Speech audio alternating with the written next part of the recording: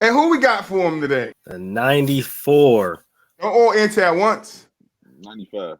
It's the 95, 95. Sorry, 95. 95 Suns versus the 95 Rockets in the semi-Western Conference Finals. Semis. Game 7. Rockets came back from 3-1 down. Game 7. All right, you know how Troy like to do this. Troy, Before you kick this off, man, I know that there's a lot of our viewers that didn't watch this or didn't get to watch this game live. But if you have the time, the chance, the opportunity, go back and watch this game. For real. Watch this game. This game was like an instant classic. So this was a 7-game series. We had the Suns taking the first game 130-108 against the Rockets. We had the Suns taking the second game 118-94. We had the Rockets taking the third game 118-85. We had the Suns taking the fourth game. Ooh. It was down 3-1. It was down 3-1. Ooh. The Rockets battled off 3. Ooh. Suns take game 4, which puts them up 3-1. So why are they saying nobody's never came back from a 3-1 series? Yeah. No, nobody's ever came back from 3-0. Because LeBron and McCollum did it too. Did 3-1. Nobody. But that was in the finals. I'm not saying that in the playoffs. Nobody did that but LeBron. Come back from the in the playoffs. Oh, sir. I'm talking about in the playoffs. In the playoffs. The same year. No, just in the finals. Oh yeah. I know the same year. The same year that LeBron them came back from 3-1. Golden State came back from 3-1 against OKC in the Western Conference Finals. Yeah. All right, so Steve Nash did it against Kobe. So people have done it. Oh, so you're right. Yep. Yeah, but people so somewhere around here, Charles Barkley got hurt though. Yep. Because that's where I see it switches at. When Charles is healthy, they're kicking the Rockets' ass. Yep. You feel me? Charles get hurt, all of a sudden the Rockets go on and win. You know, and I don't know what game he got hurt in, but his knee was a big factor, especially when we get to the key breakdowns of Game 7. But Rockets go on to win Game 5, 103-97. Rockets win Game 6, 116-103, which brings us to Game 7. Winner takes all. Let's do it. So Troy going to give you his breakdown. Troy got 2 pages. All right. Troy going to show you. God damn. That it'll clear. That's 1 page, and I got the back page. You feel me? That's my breakdown right there on the full game. What I noticed off the start was both teams, especially the Suns were looking to run. They were looking to get that ball up that way as fast as they can. All right. And it worked for them. It worked for them in that first quarter because they were up big. They were up, what was it? I thought I had it.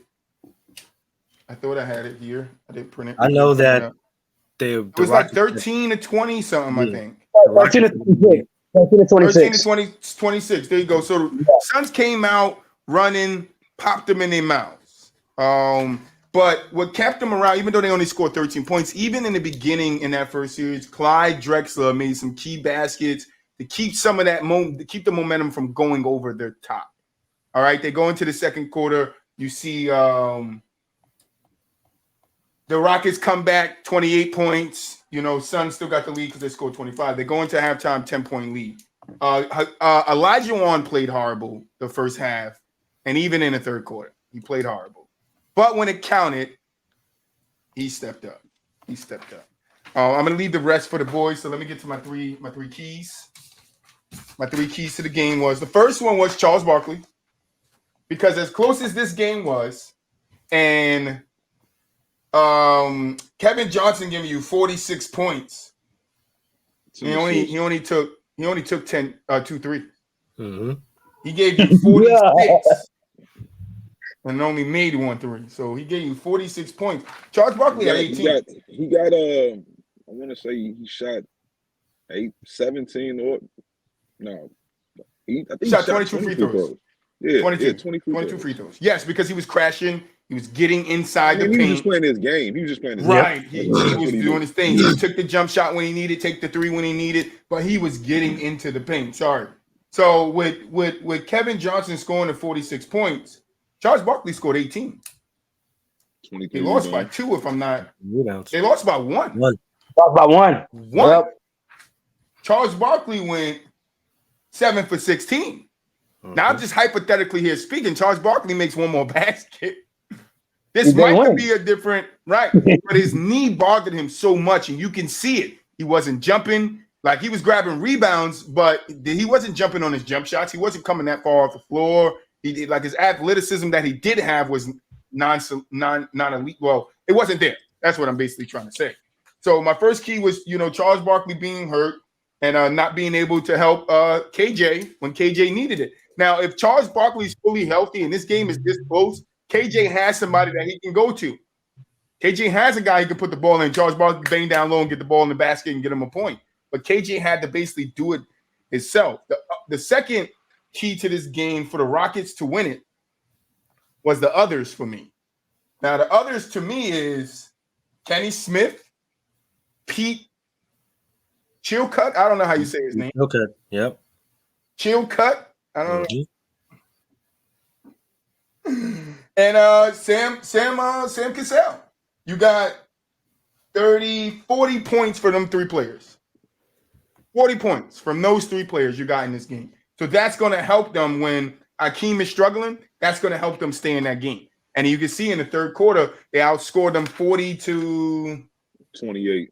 40 to 28.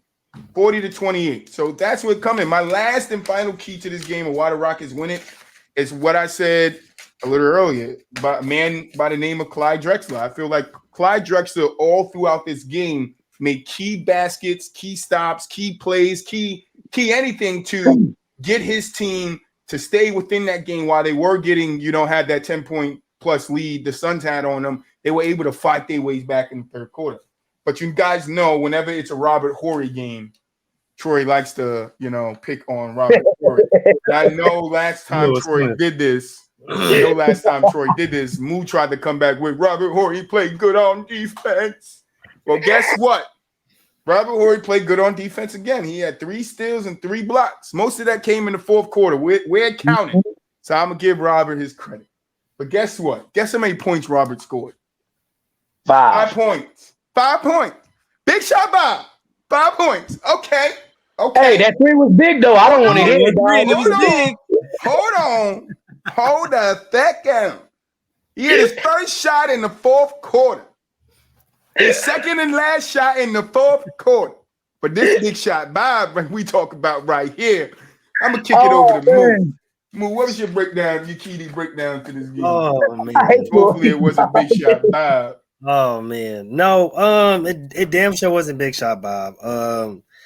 But I will say one thing. Just like you, Troy, that I seen the motive, right? Like both teams wanted to run and gun, right? But as you said, it was working for the Suns, but it wasn't working for the Rockets, bro. There was a lot of times where the Rockets were missing a lot of open shots at the basket, namely Kenny the Jet Smith, bro. His pace, although I liked his pace, the shots that he was taking was very, very rushed, and the offense that they were trying to set up was very, very rushed, and it was very sporadic, right? You've seen a lot of rush shots, you've seen a lot of timed or mistimed shots, and I'm just like, why aren't they running the offense? Because when they run the offense and they set up the offense, they're scoring easy baskets. For me, it was the insertion of Sam Cassell after the fact, but we're gonna get to that later. The Rockets just missed a lot of open shots in the beginning of the game, bro. They rebounded well. They played it. I wrote that. Yeah, they missed a lot of open shots, bro. They rebounded well. They played pretty solid defense. They just missed a whole lot of open shots. The thing that the only bad thing I would say about their defense was a transition defense. The Suns killed them in transition points. They were murdering them in transition points. And then when they set up the offense, as far as Kevin Johnson attacking and leaving essentially the perimeter and everything 2 steps inside open, they were attacking that all day. Danny Ainge, Dan Marjorie, they were all just AC Green, all of them just killing that whole mid-range all day. So that's how they got up to that whole start. And they were legitimately holding that lead the whole time until basically middle of the third, damn near 5 minutes left in the third. And this is when I get to Sam Cassell, right? This is my second point in Sam Cassell, because the insertion, that energy that Sam Cassell came off the bench with, I think he capped off like 3 baskets back to back to give them the lead with less than 4 minutes with less than 4 minutes to go. And there's this one move, bro, top of the key. He gets it, drives, gives him a little hezzy, drives, takes the contact, and gets the and one basket. I was like, oh yeah, this game has turned. This game has took a turn right there. Next possession, they come down, they score, they take the lead again. Next possession, Sam Cassell comes down, bangs a 3. I was like, oh yeah, Sam Cassell is tripping right now. Get out of this man's way because he's on one. He literally owned the end of that third quarter. The beginning of that third quarter, Clyde Drexler was absolutely murdering. There was nothing that anybody can do to stop this man, inside, outside. And in the beginning, Clyde was taking some horrible shots. Rush threes, bad twos, bad meetings. It was horrible. But he was playing good defense and he was rebounding. He started to find his rhythm in the beginning of that third, and it was up from there. And I think Rudy taking out Hakeem in the third and letting Sam and Clyde just cook, that really brought them back in the game, because then you can insert Hakeem at the end of the game. And since he started going crazy, he got his rest because I think he was dealing with a hand or thumb contusion. He had a contusion. He got one, I think, in the middle of that game or something like that, right between his thumb and his finger, like right here. Yeah. So just allow him to get that rest and allowing your other star player and one of your role players to just cook like that because he's having a great game. And then you get 10 from Kenny the Jet. That just allows Hakeem to find his rhythm. So now he's coming in, he's getting the rebounds, he's passing, and he's scoring. He hit, I forget his name. I think it was Dan Marjorie, but he hit that boy with the coldest dream shake I ever seen. And when in the fourth, I was like, it's over. Oh my God, Hakeem, don't do it. The footwork was absolutely crazy. I was like, oh yeah, it's done. It is done. And I had to go find another video to get the last of the fourth. And it really came down to the last shot with their hot hand, Kevin Johnson, man. And I understand why you go to him. He has 46 points. He's getting to the line at will. He's been killing on the inside. There wasn't many others you can trust in that. There really wasn't nobody else you can trust. Except for Danny. You could have gave it to Danny. You could, but I think the thing about it was Danny had a good series against the Blazers. He shot 50% from 3 during the Blazers, but then in that series he was only shooting like 20-some percent. He was 1 for 7 that game. So it was really he was having a really tough outing. The thing about it that kind of really turned the table for me was you can see how the injury of Barkley really hindered him, right? Because normally when you get him, when he gets on the inside, he's going to pump fake you a little bit. He's going to go up really strong, try to draw the foul. But he was really passive. He was kicking the ball out, which allowed Houston to get in those turnovers or get in those passing lanes, would cause a lot of turnovers. Barkley had 7 turnovers. That's uncharacteristic. He had the most turnovers of the game. That's uncharacteristic of him. He's going to get it on the inside, pump fake, rebound, get the foul, and he's going to go to the line. That's literally the key to his game. He was taking a lot of outside shots, a lot of fadeaway shots, and you can just tell that he wasn't himself. So just with all that, you can see that game was literally a dogfight, and it had to be a dogfight. And once somebody had to come out on top, and just so happened to be the Houston Rockets. DJ? All right. I'm gonna touch on some things that y'all didn't touch on that just stuck out to me. Number one, the Rockets lost the rebound battle and still won the game. Crazy. They got crazy. It was the rebound battle was 39-54 in favor of the Suns. That's a crazy statistic. Because everybody knows it's hard to win an NBA game if you're losing the rebound battle by that much. It's insane.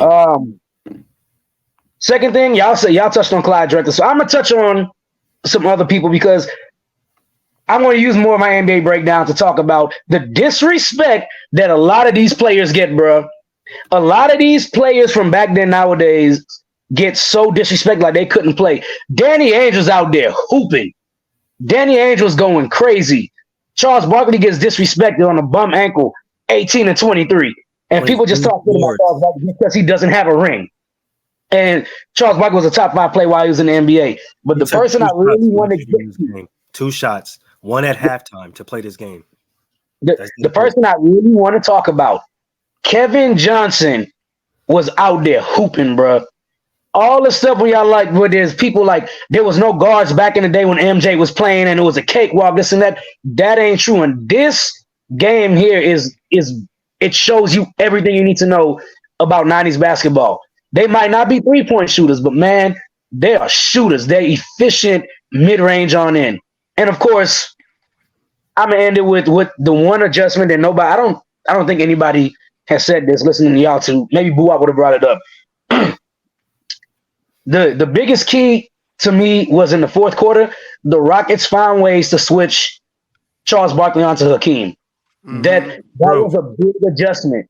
That's true. And with that big adjustment right there, Hakeem started cooking. Mm-hmm. He started getting warm, and he started getting hot, and there was nothing they could do to stop him once he made 3 baskets in a row. It was over by then.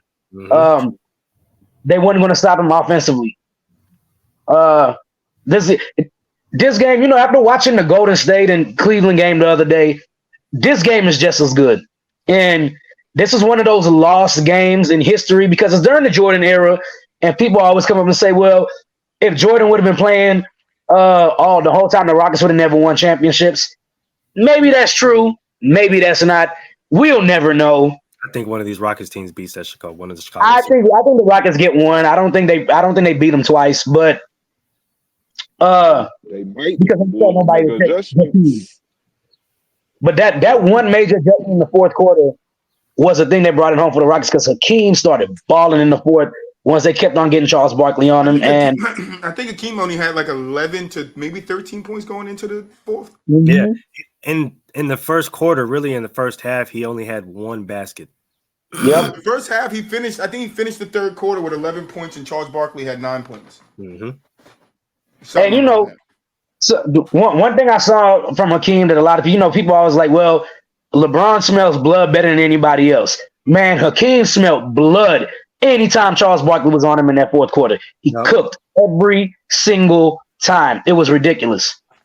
So that third key was my biggest thing because I did notice that was ridiculous to see. Oh yeah, great game. I like the history of the lead up, them coming back and from the 3-1.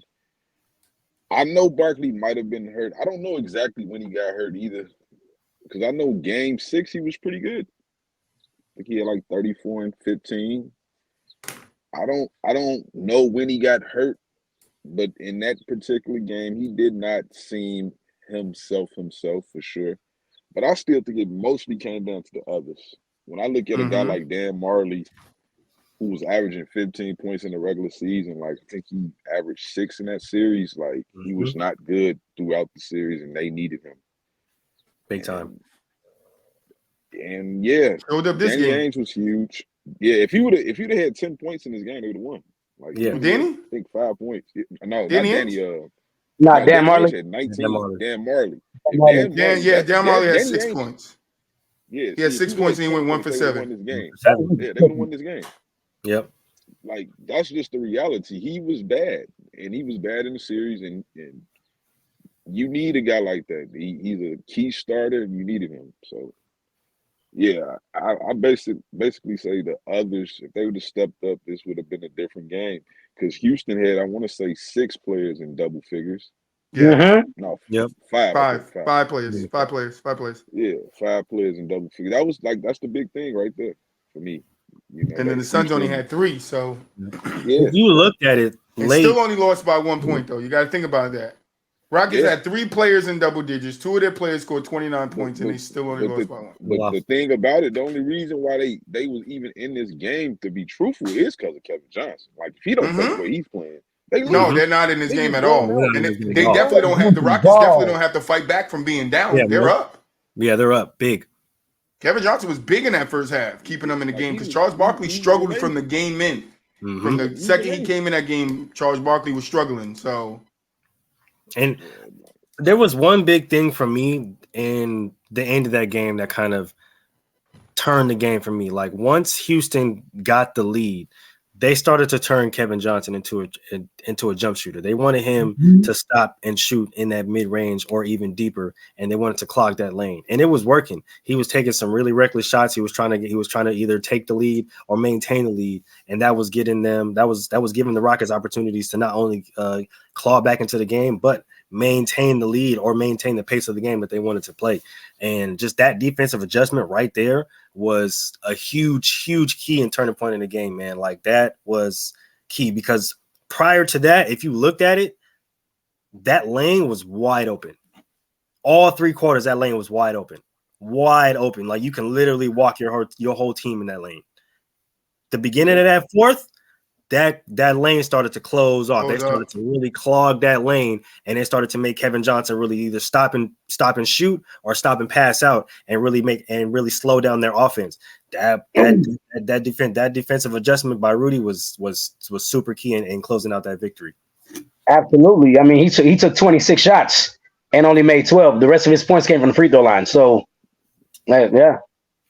And another thing too, like what don't get talked about when teams are in the process of blowing these 3-1 leads, the psychological things start kicking in. You start doing uncharacteristic things. You start like it's almost like you start giving in. You know what I'm saying, to what's finna happen, and it started to show in the fourth quarter. You could see guys was getting tighter. They was getting, palms was getting sweaty. You're getting nervous now. You're blowing it, like, and that's they're on their home court. They're blowing it, blowing it. Yep, it was crazy. Like that's just never, you know what I'm saying, the ideal situation to be in, because this is the 6th seed versus I think they was the 3 seed Phoenix. Yep. Yeah, like you don't want to lose this series like this. Like it's embarrassing. So yeah, I think guys started to lead that big. Oh yeah. Once the third quarter hit, you could see like they knew it. Houston the champions too, even though they the 6th seed, they like we the champs. Lowest seed to ever win. So yeah. I mean, another thing. No, I ain't gonna cut you off. I just wanted to say, like, and I do believe Houston. Like, I know that people like to call it the Jordan era, but if they played in '94, I think Houston beats them. I do too. And if the Bulls don't adjust the next year and do something about Hakeem, they're gonna lose again in '95. I don't doubt that either, honestly. I wanted to ask y'all a question just because it's something that I thought about when I was watching this game. Because Clyde Drexler was huge. If the Rockets don't make the trade mid-season and get rid of Otis Thorpe and run it back, how do you think they fare in this game, knowing that Clyde Drexler was a big part in this game? Because that might really be like the biggest adjustment outside of the series that saved the Rockets. They lose in the first round. Yep. They don't even get to the second round. Yep, I think so. Clyde was big in that whole playoff run. Honestly, he was huge. So I think that adjustment, that acquisition was big because they knew exactly what Clyde brought to the table. They did. They gave Hakeem a number 2. That's what they did. Shout out to Clyde and Hakeem getting their redemption after losing to U of H. Facts. They got their redemption and got their ring. Hey, shout out to our chat, man. Shout out to Mobby for picking this game. This was a good game, man. We appreciate you. I was hoping Mobby jumped in the chat today, but I guess Mobby getting money. YP. This is a really good game, man. I enjoyed every second of this. This was a good one. Definitely had me glued to my phone the whole time. Going back, replaying, rewinding, watching key plays again. Like this game really was really one of the instant classic, man. Really top notch. This game is one of the reasons why you have the 5-second rule now with your back to the basket, because they can just get the ball and just keep going and going and going and backing down over and over again until they wear the defender out. That shit is crazy to see. Kevin Johnson did that over and over again for quite some time and kept on getting fouled with pump fakes. Yep. All right. That's going to cut it for the